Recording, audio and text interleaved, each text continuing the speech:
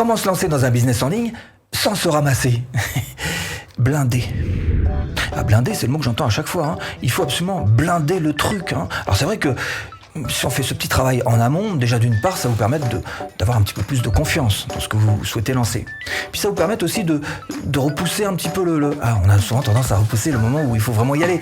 En même temps, ça vous permet, tout ce moment-là, tout ce temps où vous allez travailler en amont, ça vous permet de glaner de la confiance. Donc on revient au point numéro 1, et c'est pas plus mal que ça. Alors, blinder, c'est peut-être la solution. Je suis pas persuadé que ce soit vraiment la solution idéale, mais bon, puisque tout le monde a l'air de vouloir absolument blinder avant de se lancer, c'est ce qu'on va faire ensemble. On va chercher quelles sont les actions que vous pourriez mettre en place en repoussant au maximum le moment où, qu'enfin de l'infini, du fin fond de l'univers, il y a un moment, il y a un point de rupture, il faut y aller, soit il faut passer à l'action, soit il faut faire un petit investissement, il y a un moment, il faut y aller, d'accord? Bref, on va pas s'occuper de ça.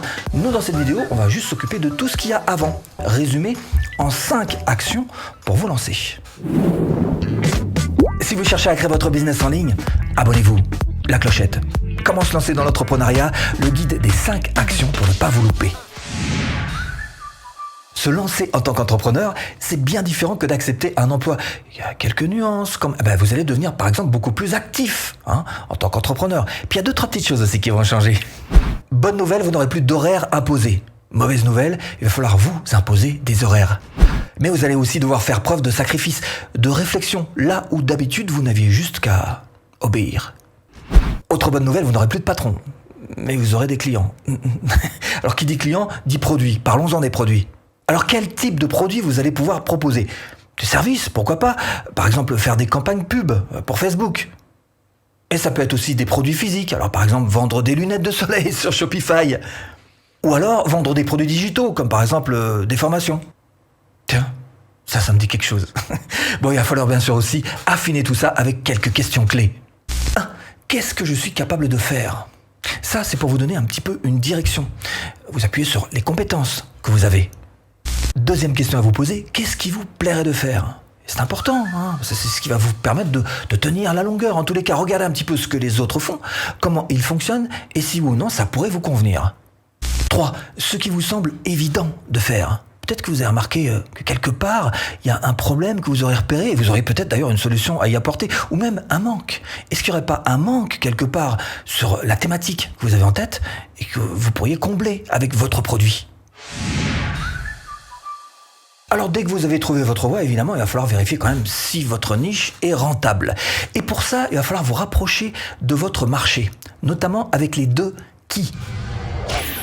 Les 2 questions qui. Alors d'abord, qui sont les plus gros vendeurs sur votre marché? Est-ce que ce sont des entreprises? Est-ce que ce sont des particuliers? Qui sont les plus gros acheteurs? Est-ce que ce sont des gens qui ont des moyens, un pouvoir d'achat? Est-ce que ce sont des étudiants? Bon, une fois que vous avez posé les 2 qui, il faut vous intéresser aux 2 où. Où les gens qui veulent faire comme vous promeuvent-ils leur offre? Peut-être, je ne sais pas si vous êtes dans la photographie, peut-être qu'ils se servent d'Instagram. Et où vendent-ils leur offre? C'est important aussi. C'est souvent des lieux différents. Par exemple, si vous êtes dans l'artisanat, peut-être que c'est sur Etsy qu'ils ont monté leur petit magasin. Quoi qu'il en soit, il va falloir après vérifier si oui ou non votre niche est rentable. Et ça passe par 3 questions pour vraiment simplifier les choses. La première, c'est l'offre. S'il y a personne qui propose ce que vous proposez, c'est qu'il y a un petit problème quand même. Il faut qu'il y ait un peu de concurrence quand même sur votre idée, sur votre niche, sur votre thématique. Deuxième question à vous poser, c'est la demande. Si vous voulez absolument vendre des glaces Miko au Groenland, ça va pas le faire.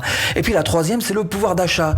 Là encore, si vous cherchez à vendre des randonnées équestres au Kilimandjaro à des mamies de 90 ans, ils n'ont peut-être pas la forme pour le faire, peut-être pas non plus le pouvoir d'achat pour le faire. Donc il faut que vous vous posiez les bonnes questions. Les 2 qui, les 2 où, l'offre, la demande et le pouvoir d'achat. Bon, troisième action à poser.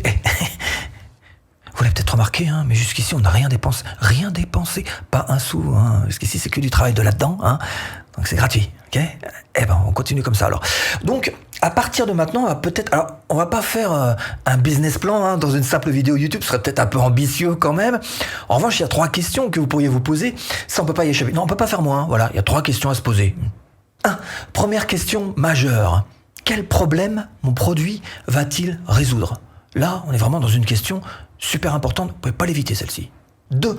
Qui seront mes clients? C'est important de savoir un petit peu déjà à qui vous allez devoir vous adresser. Est-ce que, par exemple, ce sont les ménagères de moins de 50 ans?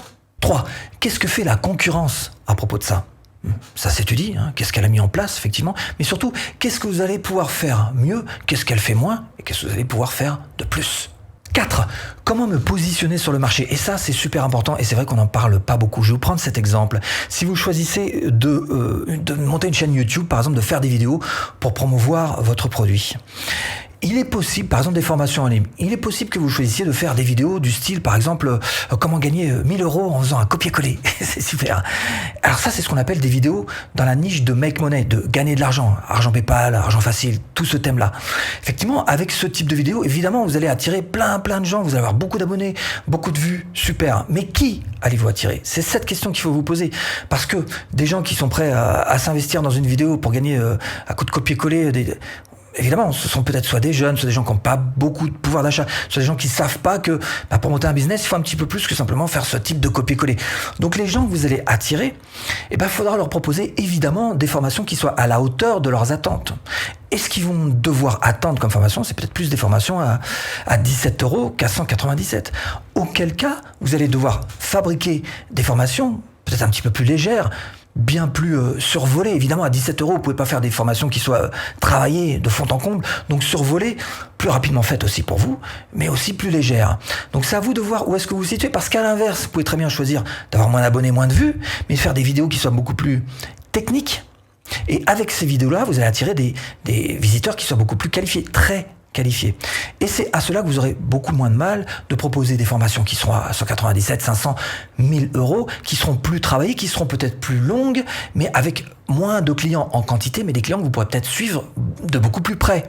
Donc vous voyez que ce positionnement dès le départ est important parce que c'est ça qui va vous permettre en fait de faire suivre votre business et de l'emmener du point A au point B et de le faire vivre pendant longtemps ou pas. À vous de vous positionner et de voir un petit peu où est-ce que vous en êtes vis-à-vis de ça. 4e étape de notre guide, il y a un moment où notre entrepreneur va falloir qu'il se jette dans le grand bain. Mais il y a une chose qu'il doit savoir aussi, c'est que notre entrepreneur, il est seul et il doit savoir tout faire. Ah bah si, il doit savoir se servir des mots quand même, hein. C'est ce qu'on appelle le copywriting. Il doit savoir se servir des images. Alors, on lui demande pas de devenir graphiste, mais savoir un petit peu quand même manipuler les images, hein. Il doit connaître les techniques de marketing. Il doit connaître les techniques publicitaires, s'il veut se lancer dans la publicité. Et même les techniques de vente, voire la technique de la technique. Alors bref, j'ai essayé de vous résumer ça en 3 parties pour que ce soit clair pour vous. Alors d'abord, il va falloir qu'il apprenne à promouvoir, à se promouvoir ou à promouvoir son produit, ou les deux d'ailleurs. En tous les cas, ce qu'il y a de sûr, c'est qu'il va falloir passer par de la promotion pour pouvoir attirer les visiteurs.